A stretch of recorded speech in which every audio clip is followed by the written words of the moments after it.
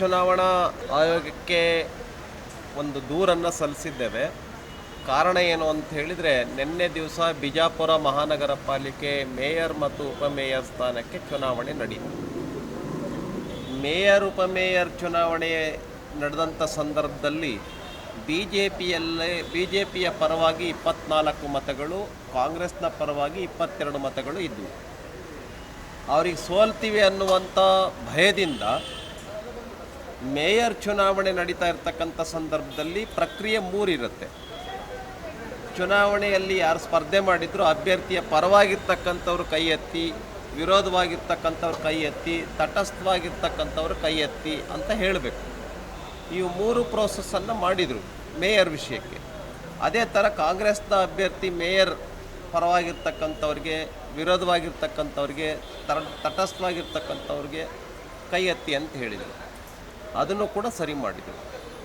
ಇನ್ನು ಉಪಮೇಯರ್ ಬಂದಂಥ ಸಂದರ್ಭದಲ್ಲಿ ನಮ್ಮ ಬಿ ಜೆ ಪಿಯ ಅಭ್ಯರ್ಥಿ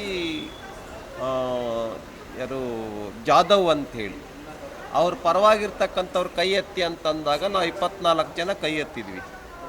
ಇನ್ನು ವಿರೋಧವಾಗಿರ್ತಕ್ಕಂಥವ್ರು, ತಟಸ್ಥವಾಗಿರ್ತಕ್ಕಂಥವ್ರು ಯಾರು ಕೈ ಎತ್ತಿ ಅಂತ ಹೇಳಿ ಅವ್ರು ಮಾಡಲಿಲ್ಲ. ಅದನ್ನು ನೆಕ್ಸ್ಟ್ ವೆರಿ ಇಮಿಡಿಯೇಟ್ ಕಾಂಗ್ರೆಸ್ನ ಅಭ್ಯರ್ಥಿಯ ಹೆಸರು ಹೇಳಿಬಿಟ್ಟು ಇವರು ವಿರೋಧವಾಗಿರ್ತಕ್ಕಂಥವ್ರು ಕೈ ಎತ್ತಿ ಅಂತ ಹೇಳಿದರು. ನಾವು 24 ಜನ ಕೈ ಎತ್ತಿದ್ವಿ.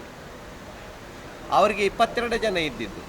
ಅದನ್ನು ಅವರು ಮಾಡುವಷ್ಟೊತ್ತಿಗೆ ಕಾಂಗ್ರೆಸ್ನವರು ಚುನಾವಣಾಧಿಕಾರಿಯ ಮೇಲೆ ಒತ್ತಡವನ್ನು ಹೇರಿ ಸೋಲ್ತೀವಿ ಅನ್ನೋ ಭಯದಿಂದ, ವಿಶೇಷವಾಗಿ ಎಂ ಬಿ ಪಾಟೀಲರು ಮತ್ತು ಇನ್ನು 5 ಜನ ಶಾಸಕರು ಮತ್ತು ಎಲ್ಲ 22 ಜನ ಸದಸ್ಯರು ಚುನಾವಣಾಧಿಕಾರಿ ಮುಂದೆ ಹೋಗಿಬಿಟ್ಟು, ನೀವು ಚುನಾವಣೆಯನ್ನು ಮುಂದೂಡಬೇಕು, ನೀವು ಸರಿಯಾದ ಪ್ರಕ್ರಿಯೆಯನ್ನು ಮಾಡಿಲ್ಲ, ಚುನಾವಣೆಯನ್ನು ಸರಿಯಾಗಿ ನಡೆಸಿಲ್ಲ ಅಂಥೇಳಿ ಒತ್ತಡವನ್ನು ಹಾಕಿ